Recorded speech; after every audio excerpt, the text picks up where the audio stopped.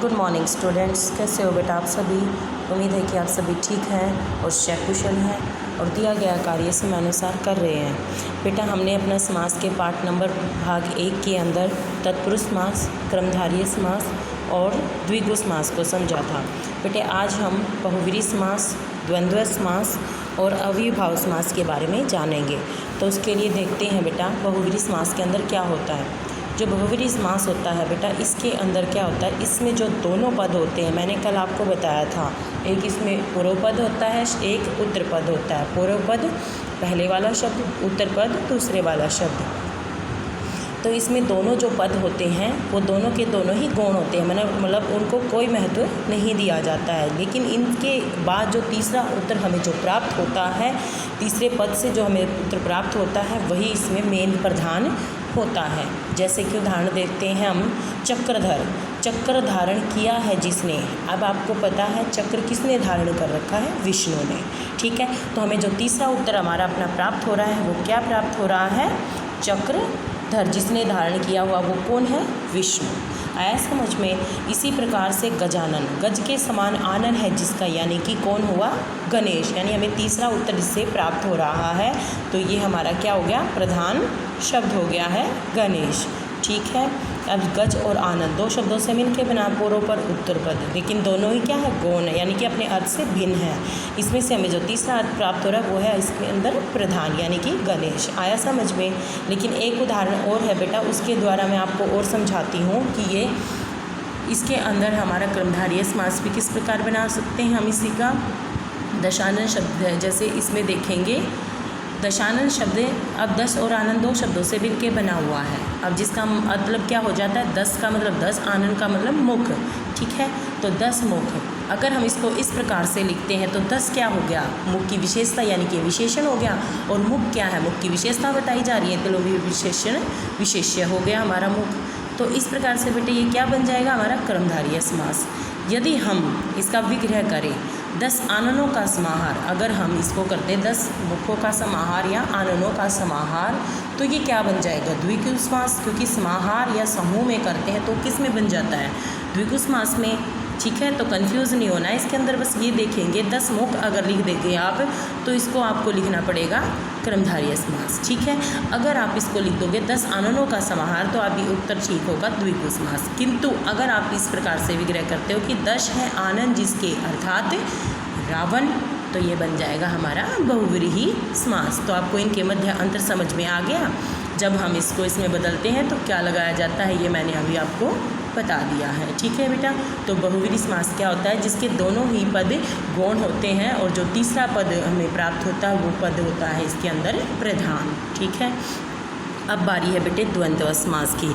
अब द्वंद्व समास क्या होता है, जो द्वंद्व समास होता है इसके अंदर बेटा दोनों ही पद क्या होते हैं, प्रधान होते हैं, यानी कि पूर्व पद और उत्तर पद। इसके अंदर आपको सबसे इजी पहचान आपकी पहचानने की मिलेगी द्वंद्व में, कि इसके बीच में योजक चिन्ह मिलेगा। जैसे माता पिता, सुख दुख, गर्मी सर्दी, भाई बहन, छोटा बड़ा, खट्टा मीठा, रात दिन, नदी नाले, तो इनके बीच में एक छोटा सा चिन्ह मिलेगा आपको योजक का लगा हुआ। और जब हम इसका विग्रह समस्त पद बनाते समय दोनों पदों को जब जोड़ते हैं, ठीक है, जब समस्त पद बनाते समय दोनों को जोड़ते हैं तो इसके अंदर हमारे योजक चिन्ह लगा होता है। लेकिन जब हम इसका समास विग्रह करते हैं तो इसके अंदर हम समुच्चय बोधक अव्यय जो हमारे होते हैं, तथा, और, या, इन सबको लगाते हैं बीच में।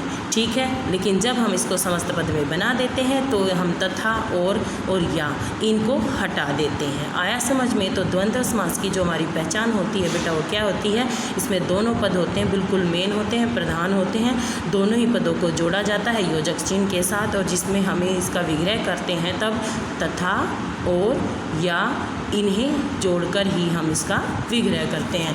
तो उम्मीद है बेटा आपको बहुव्रीहि समास और द्वंद्व समास अच्छी प्रकार से समझ में आ गया होगा। अब मैं आपको बताती हूँ बेटे अव्ययभाव समास के बारे में। तो बेटा जो अव्ययभाव समास होता है हमारा, उसके अंदर क्या होता है, इसमें बहुत इजी पहचान इसको पहचानने की है आपकी कि इसके जो पहला पद होता है ना वो हमेशा से ही अव्यय होता है। अव्यय क्या होते हैं, हमारे अविकारी शब्द। मैंने आपको बताया था पहले भी कि अविकारी शब्द कौन से होते हैं हमारे, जिन पर लिंग, वचन, काल और कारक इनमें से किसी का भी कोई प्रभाव नहीं पड़ता है, वो हमारे अविकारी शब्द कहलाते हैं। आया सभी को समझ में? क्या? जिन पर लिंग, वचन, काल और कारक का कोई प्रभाव नहीं पड़ता है। आया समझ में? तो इसके अंदर क्या है, जैसे इसमें दे रखा है हमारा उदाहरण यथाशक्ति। अब यथा और शक्ति ये दो शब्दों के योग से मिलके बना हुआ है, तो इसमें पूर्व पद कौन सा है, यथा, यानी कि यथा एक क्या है, अव्यय शब्द है। इसको कहीं पर भी किसी भी शब्द के साथ प्रयोग कर लो, ये यूं का यूं ही बना रहता है, इसलिए ये हमारा अव्यय शब्द है।